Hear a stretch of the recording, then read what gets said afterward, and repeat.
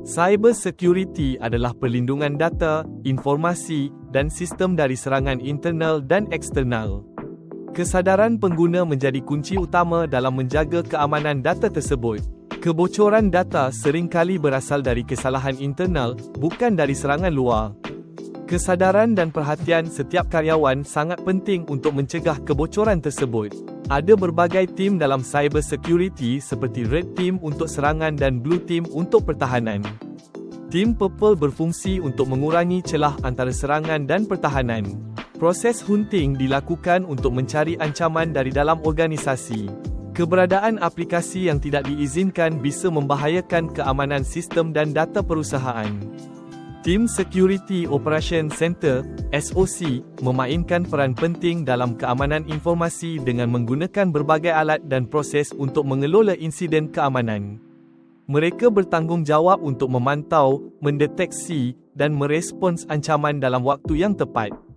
Dalam SOC, penting untuk membuat tiket setiap insiden keamanan kritis agar dapat ditindaklanjuti dan dilaporkan kepada pihak terkait. Proses ini membantu dalam penanganan insiden secara efisien. Log collection dari semua alat keamanan dikumpulkan untuk monitoring dan reporting. Hal ini memungkinkan tim untuk melihat trend akses dan mendeteksi aktivitas mencurigakan. Akses ke situs tertentu seperti YouTube dan WhatsApp dibatasi di lingkungan BAN untuk menjaga keamanan data. Ini dilakukan untuk meminimalkan risiko kebocoran informasi perusahaan. Keamanan siber membutuhkan pengembangan berkelanjutan dari alat dan teknologi untuk mendeteksi serta menangani ancaman. Tanpa pembaruan yang tepat, alat keamanan tidak akan efektif dalam melindungi sistem. Perusahaan harus menambahkan aturan baru pada alat keamanan untuk mendeteksi ancaman terbaru. Ini penting agar alat dapat bekerja secara optimal dan efektif.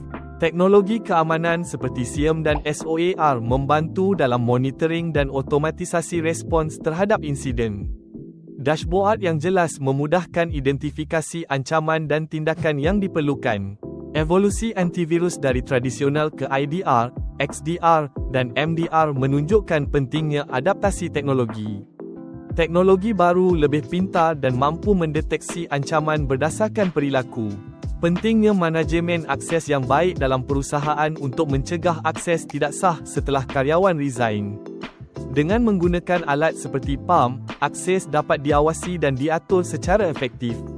Penggunaan PAM yang popular dalam perusahaan besar membantu mengelola password dan akses ke server dengan lebih efisien.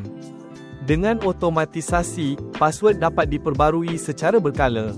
Firewall generasi berikutnya menyediakan keamanan tambahan dengan menyaring akses dan memblokir domain berbahaya.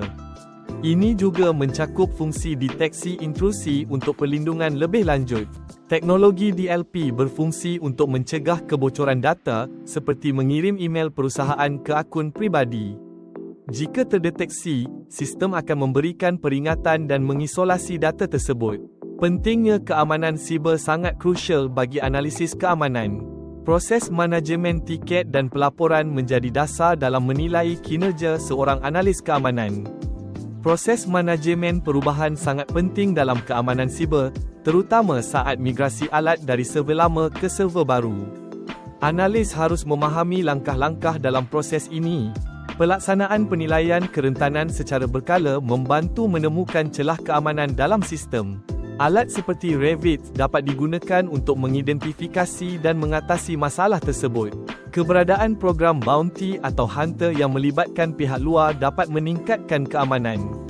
Namun, pendekatan ini perlu dilakukan dengan hati-hati untuk menghindari risiko hukum.